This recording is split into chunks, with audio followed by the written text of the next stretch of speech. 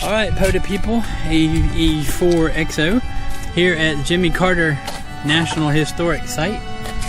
Basically, this is 3 different buildings. They have the high school here. They have a working farm where the family used to live. And then they have a kind of like a depot area. And so I did ask the ranger if I could throw up an antenna in the tree, and she said no. And so, well, let me rephrase that. She didn't say no, but she did say she would prefer me not to do that. So we're going to make it a tailgate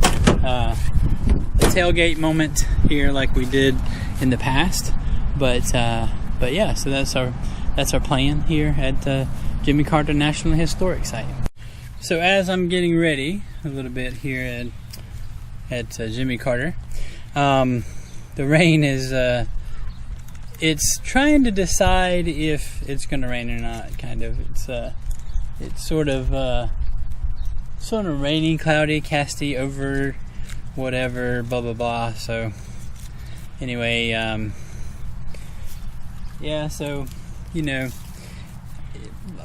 as far as like whether or not I should have asked her, you know, about using an antenna, she didn't say no. What she said was, it's the weekend and I can't call the person that would be able to tell me yes or no. So I took that as a no. I respected the park, and I respected the park, and I did exactly what we ought to do always, which is listen to the rangers. Whether or not you agree with them is another thing. That's a whole nother story.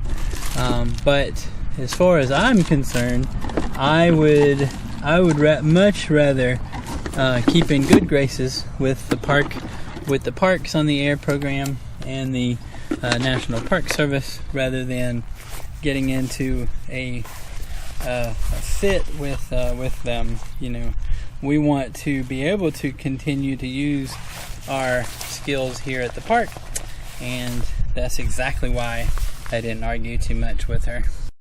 Okay, so you know, not to belabor the point, but basically what I got is everything's running in the back. Again, using the trailer hitch, the hitch mount, Pactenna, random wire, and then I have a little chair over there, just running that way. So that way we're out of the spotlight, you could say.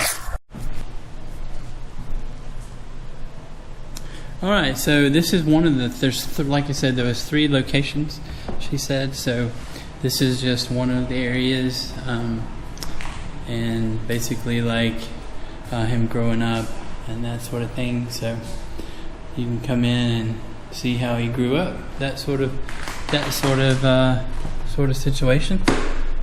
And there's some books, a stack of books there, some trophies, the schoolhouse, because this is in the old school. So it talks about what a typical school would look like in the 30s, I guess.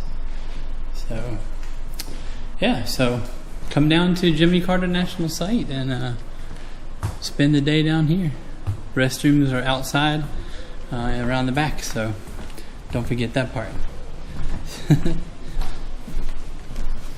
All right, we'll see you at the next part.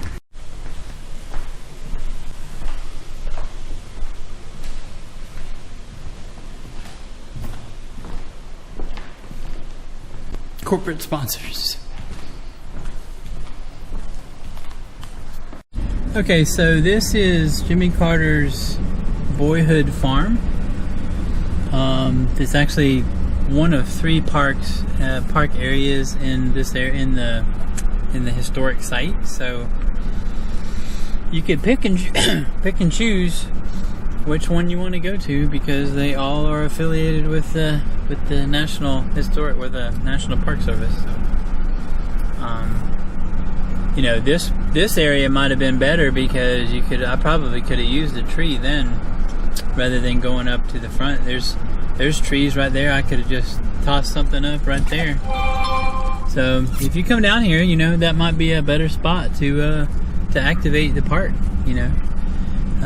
The farm is still a working farm, but yeah, it may, you know, it might have been better to try to do the activation there. So. Your destination is on the right. So all you POTA people with RVs and trailers and stuff, you have RV parking here if you need RV parking. But yeah, there's picnic tables here at the farm. So if you come down here, and I think that's where the POTA marker, the map is actually showing, rather than where I was at. But you know, sometimes you have to just go with what you have, you know.